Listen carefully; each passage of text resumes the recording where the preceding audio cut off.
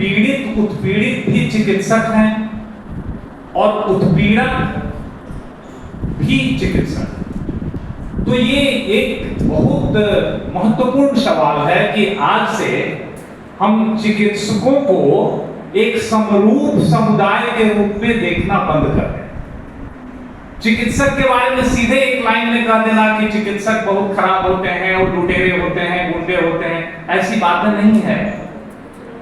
मैं भी चिकित्सक हूं।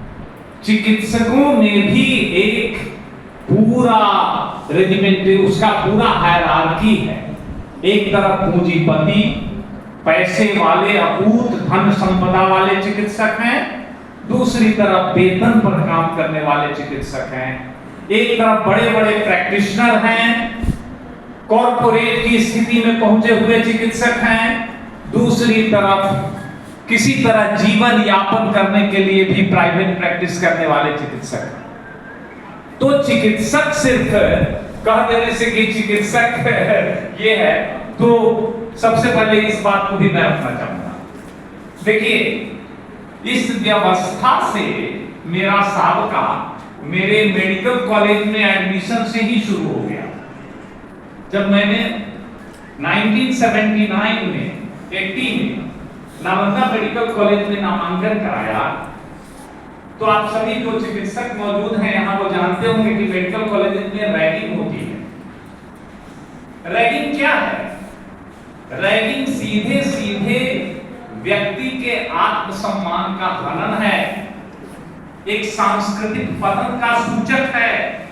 उसमें सीनियरों के द्वारा गालियां दी जाती हैं, नंगा किया जाता है, अश्लील बातें कही जाती हैं और सभी चिकित्सक जो नए छात्र हैं इसको स्वीकार कर लेते हैं। मैंने स्वीकार नहीं किया, मैंने इसका विरोध किया और हमारे सहयोगियों ने भी इसमें हमारा समर्थन किया और रैगिंग विरोधी एक आंदोलन हुआ था। उस जमाने में बहुत बड़ा आंदोलन पटना में, मैं 9 दिनों के आमरण अनशन पर बैठा था। मैं यह बात इसलिए कह रहा हूं कि चिकित्सकों को जन विरोधी बनाने की, कुसंस्कृत बनाने की शुरुआत उस शुरुआत से ही की जाती है। ये कौन है शक्ति, ये कौन है ताकत जो नए आने वाले छात्रों को चिकित्सा पेशा की उच्च नैतिकता के बारे में शिक्षा देना जरूरी नहीं समझता है, बल्कि उनको नंगा कर, गाली देकर, बेइज्जत कर उनको अमानवीय बनाने की शिक्षा देता है। आप सभी लोग आज देखते होंगे कई छात्र, मेडिकल छात्र रैगिंग की विभीषिका से आत्महत्या कर रहे हैं। कई घटनाएं आज भी घट रही हैं और इस सरकार को शर्म आनी चाहिए कि 1980 के वर्ष में जो इतना बड़ा आंदोलन, रैगिंग विरोधी आंदोलन, और मैं उसमें मुख्य भूमिका निभाया था आमरण अनशन करके, इस बेशर्म सरकार को आज इतने दिनों बाद 2025 में भी इसे ऐसी घटनाएं घट रही हैं।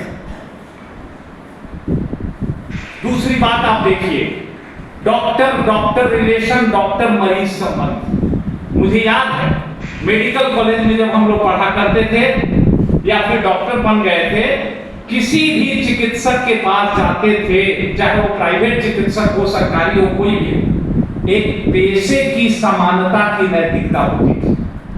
वहां जाते थे तो एक विशेष आपको क्या, डॉक्टर आया है, इसको बैठाओ, पढ़ ले, इसको देखो। ये मैं नहीं कह रहा हूं कि कोई विशिष्टता होनी चाहिए, लेकिन पेशे की समानता में स्वाभाविक है कि भाई एक शिक्षक से मिलता है तो उसको लगता है अच्छा हम लोग दोनों शिक्षक हैं, डॉक्टर हैं तो दोनों डॉक्टर हैं। आज वो चीजें खत्म हो चुकी हैं। आज आप किसी भी अस्पताल में जाइए, डॉक्टर साहब हैं, बैठिए, पैसा दीजिए, कोई केयर नहीं है। और उसका साक्षात उदाहरण ये काजल मिलन के परिजन। इन बेशर्मों को शर्म नहीं आती है, एक डॉक्टर को बाउंसर से भिड़वाया।